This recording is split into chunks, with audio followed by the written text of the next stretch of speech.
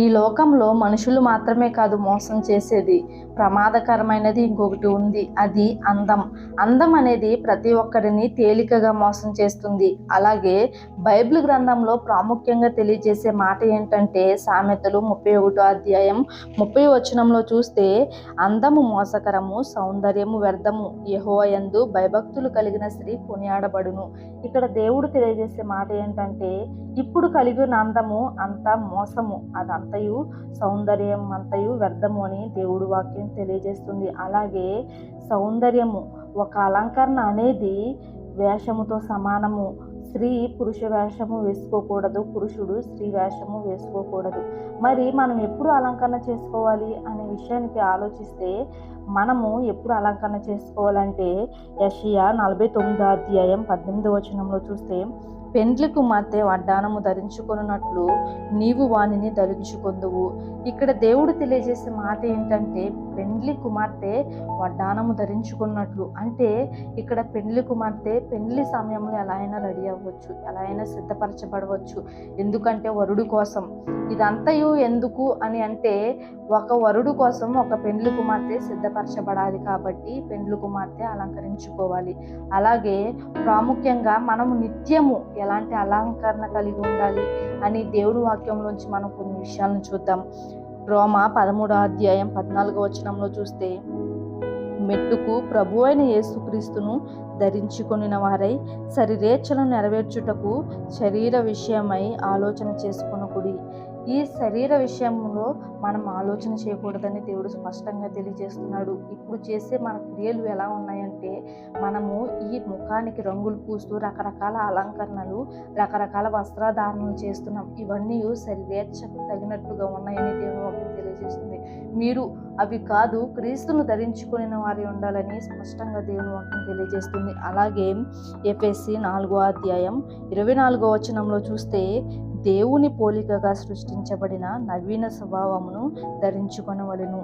నూతన స్వభావాన్ని మనం ధరించుకోవాలి. మన స్వభావం అలంకరణ స్వభావం కాక, వేరే అలంకరణ స్వభావం అస్సలు కాక, నూతన స్వభావం, నవీన స్వభావాన్ని మనం ధరించుకున్నట్లు ఉండాలని వాక్యం స్పష్టంగా తెలియజేస్తుంది. అలాగే సామెతలు 20 అధ్యాయం 29 వచనంలో చూస్తే, యవనస్తుల బలము వారికి అలంకారము, తలనెరుపు వృద్ధులకు సౌందర్యము. యవనస్తులమైన మనకు ఇప్పుడు అలంకరణ ఏది అంటే, మన బలమే మనకు అలంకరణ, తలనెరుపు వృద్ధులకు సౌందర్యం అని వాక్యం తెలియజేస్తుంది. ఇప్పుడు మనము ఎలాంటి అలంకరణ కలిగి ఉన్నాం, ఉదయం అవ్వగానే మనము ఎలాంటి అలంకరణలు ధరించుకుంటున్నాం, ఎలాంటి వస్త్రాలను ధరించుకుంటున్నాం అనే విషయాన్ని మనం ఆలోచన చేయాలి. మనం ఏ క్రియనైతే కలిగి ఉంటామో దానివలన మనం పాపంలో పడిపోతాం. ఎందుకంటే మనం చేసుకునే అలంకరణ, మనం వేసుకునే మేకప్లు, మనం కలిగి ఉన్న వస్త్రధారణ బట్టి మనం పాపంలో పడిపోవడం మాత్రమే కాక, ఎదుటివారు పాపంలో పడిపోవడానికి మనం అవకాశం ఇస్తున్నట్లే. ఎందుకంటే ప్రతి ఒక్కరూ మనిషిని చూడగానే నీతిమంతురాలుగా, యథార్థవంతురాలుగా, మంచి గుణములు కలిగి, మంచి సత్క్రియలు కలిగి ఉండాలి. కానీ మనిషిని చూసిన వెంటనే జారత్వం కలగాలని, కామకత్వం కలగాలని, ప్రతి ఒక్క వ్యభిచారిని వలె మనం ఆలోచన చేయకూడదు. ప్రతి ఒక్కరూ ఈ రోజులో జరిగే సంఘటనలను బట్టి అయితే ప్రతి ఒక్కరు వస్త్రధారణ బట్టి పడిపోతున్నారు. ప్రతి ఒక్కరూ వారి యొక్క అలంకరణ బట్టి పడిపోతున్నారు. కాబట్టి మన వస్త్రధారణ, మన అలంకరణ ఏ విధంగా చూసుకోవాలి.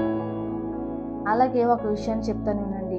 ఒకరోజు ఒక జింక చెరువులో నీటిని త్రాగుతూ తన ముఖాన్ని ప్రతిబింబంలో చూసుకుంటూ తన కొమ్ములు అందంగా ఉండడం చూసి, నా కొమ్ములు ఎంత అందంగా ఉన్నాయని మురిసిపోతూ ఉంటుంది. అలాగే తన కాళ్ళు కూడా తన ప్రతిబింబంలో కనబడుతూ ఉంటాయి.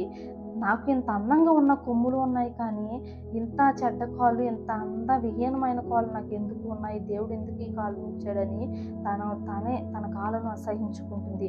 ఆ విషయానికి వస్తే, కొంతసేపటికి ఆ చెరువు దగ్గరకు ఒక పులి వస్తుంది. పులి రాగానే ఆ జింక భయపడుతూ గంతులు వేసుకుంటూ వేగంగా అడవిలోకి పరిగెడుతుంది. అప్పుడు ఆ జింకకు అర్థమైంది, ఈ అందమైన కొమ్ములు నాకు ఉన్నాయి కానీ వీటి వల్ల నాకు ఏ ప్రయోజనం లేదు.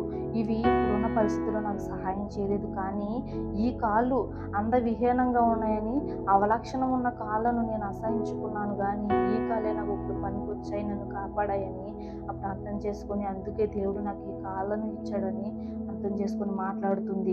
అలాగే ఈరోజు మనం కూడా అందం విషయంలో ఎలాంటి ప్రాముఖ్యత లేదు, ఎలాంటి శాశ్వతం లేదు. కానీ అందం మోసకరము, సౌందర్యం వ్యర్థము. కానీ మనకున్న గుణ లక్షణాలను మెచ్చుకోవడం మనం అలవరుచుకోవాలి, నేర్చుకోవాలి. ఎందుకంటే ప్రతిదీ ఏది శాశ్వతమైనదో, ఏది నిత్యము ఉండేదో, ఏది నిత్యము నిలిచేదో మనం అర్థం చేసుకోవాలి. జ్ఞానం కలిగి నడుచుకోవాలి. సమయాన్ని పోనివ్వక, సమయాన్ని వ్యర్థమైన వాటికి వెచ్చించక, దేవుని సన్నిధిలో ప్రార్థనలో వాక్యం ముందు మన సమయాన్ని పెట్టగలిగితే మన జీవితాలు ధన్యమైనట్లే.